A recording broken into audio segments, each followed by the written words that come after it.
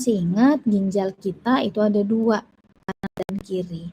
Di dalam ginjal kalau dibedah, kalau dibuka, dipotong melintang, kita bisa melihat ada komponen-komponen satuan terkecilnya ginjal yaitu namanya nefron.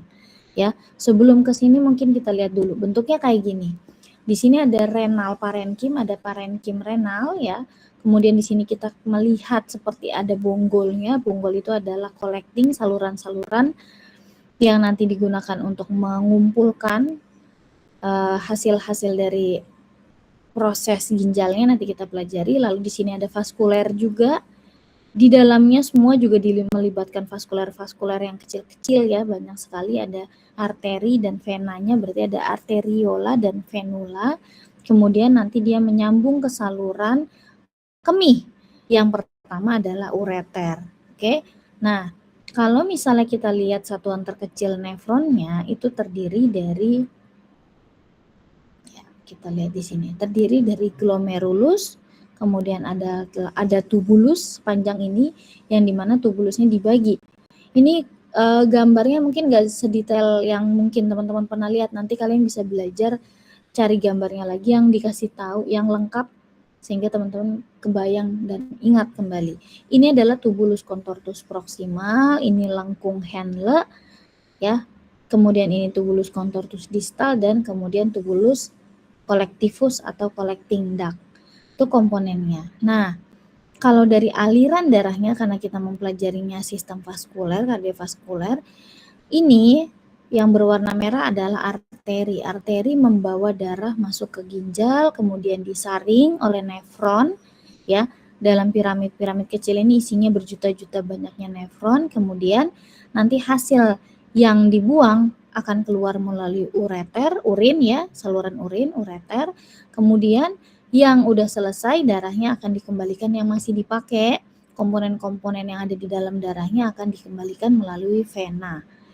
Jadi ini adalah blood without waste, udah nggak ada nih sampah-sampahnya.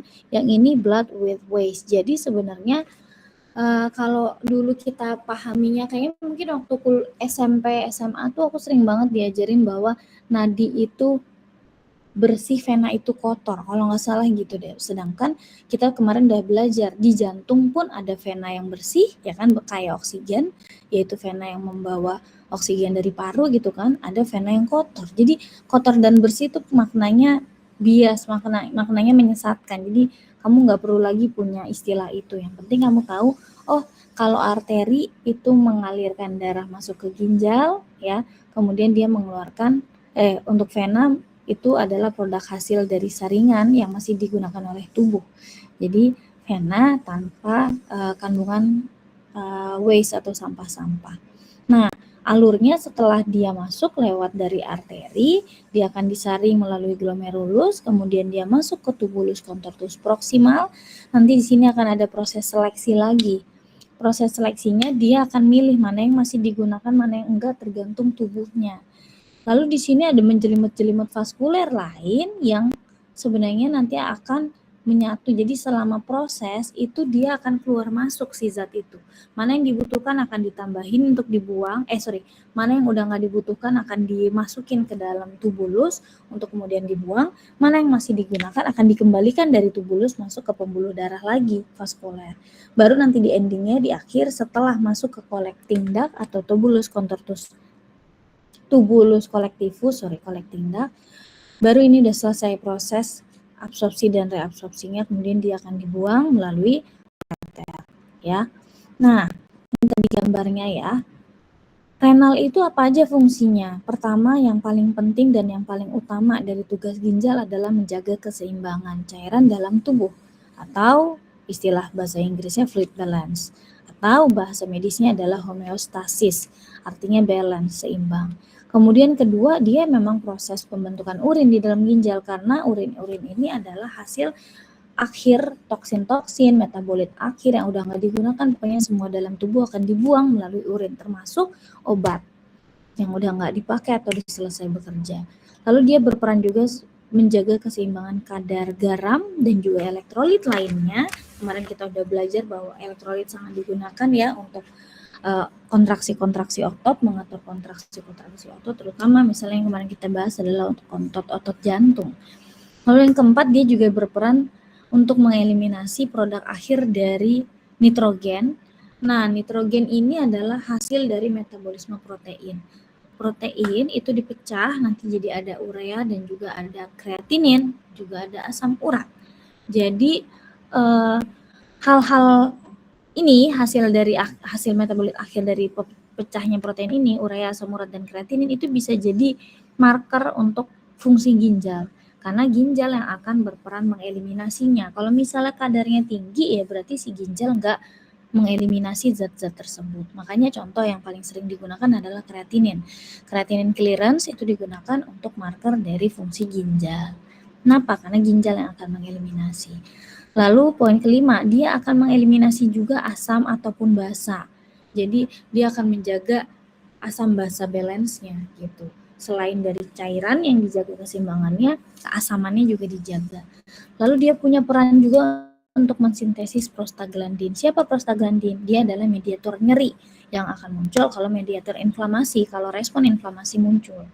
Ternyata yang memproduksi, yang mensintesisnya adalah ginjal. Jadi kalau ada inflamasi, dia akan mengeluarkan mediator inflamasi, ginjal akan mengeluarkan prostaglandin. Lalu fungsi hormon juga banyak diproduksi oleh si ginjal. Contoh apa sih? Aldosteron misalnya, ya, atau adrenalin itu dari kelenjar adrenal, itu dari korteks ginjal. Lalu sistem renin-angiotensin kemarin kita juga udah pelajari. Bukan kemarin ya, berarti teman-teman belajar waktu di farmakologi kardiovaskuler, harusnya kemarin ya pas diajar oleh Pak Herman. Renin-angiotensin ini sistemnya kayak apa, nanti mungkin akan kita pelajari ulang.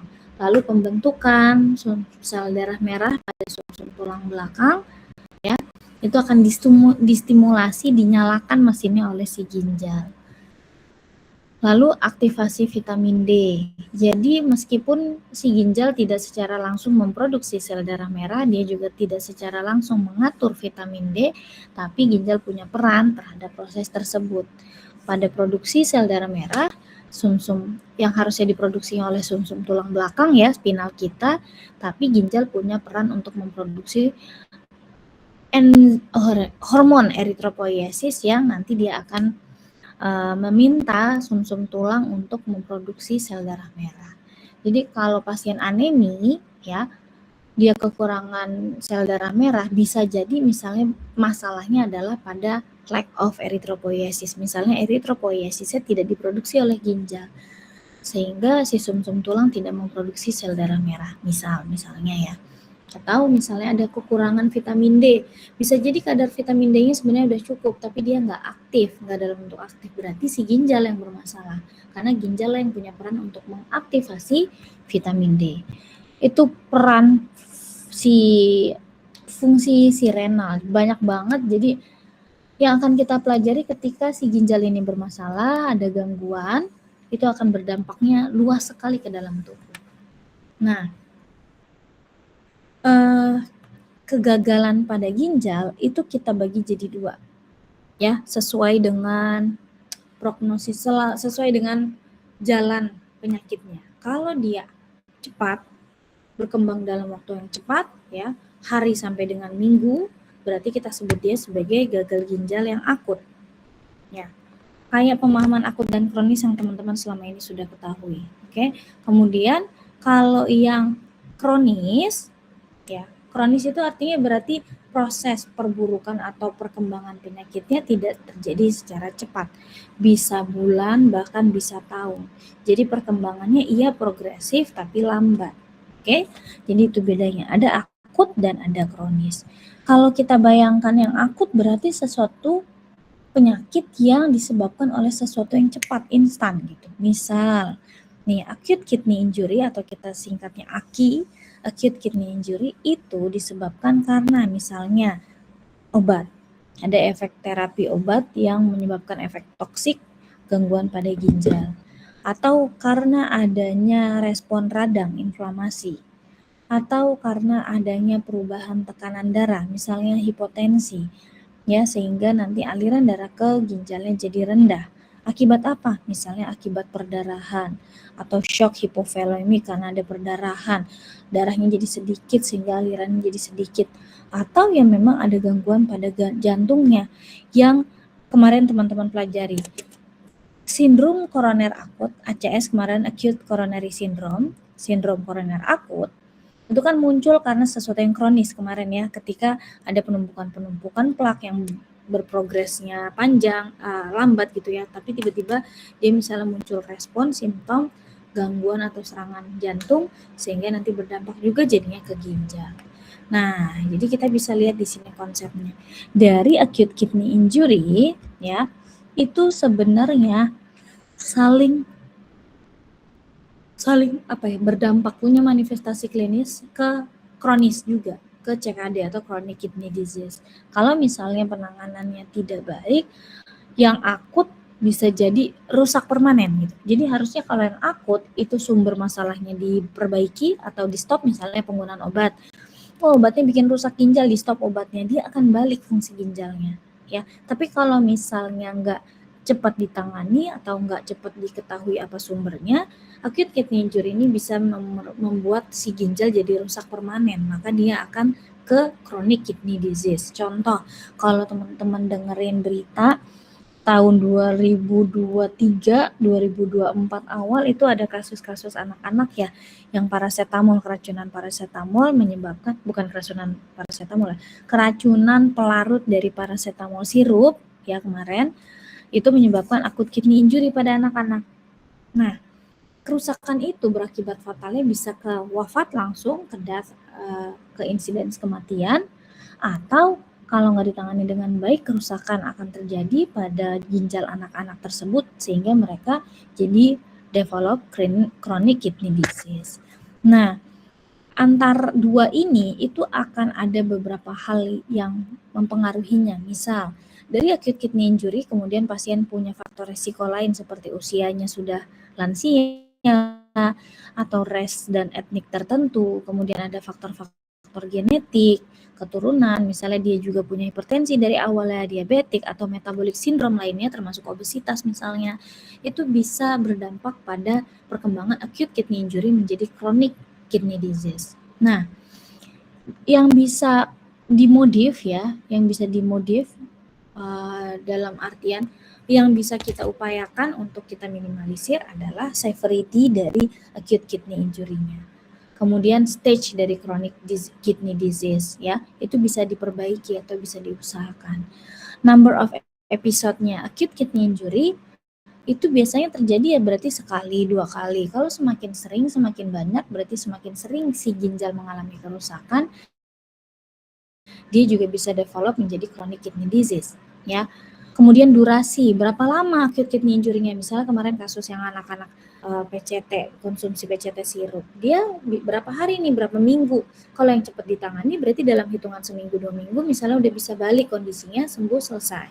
Durasinya cepat gitu. Tapi kalau misalnya sampai sebulan misalnya ya, itu akan mendekat ke risiko chronic kidney disease.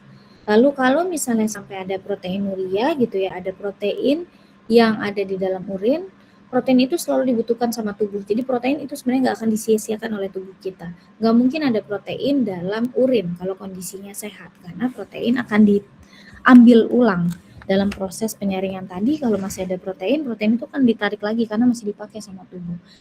Kalau misalnya sampai ada protein di dalam urin, berarti ada kebocoran atau ada kesalahan dalam proses eliminasi, proses filtrasi si darahnya.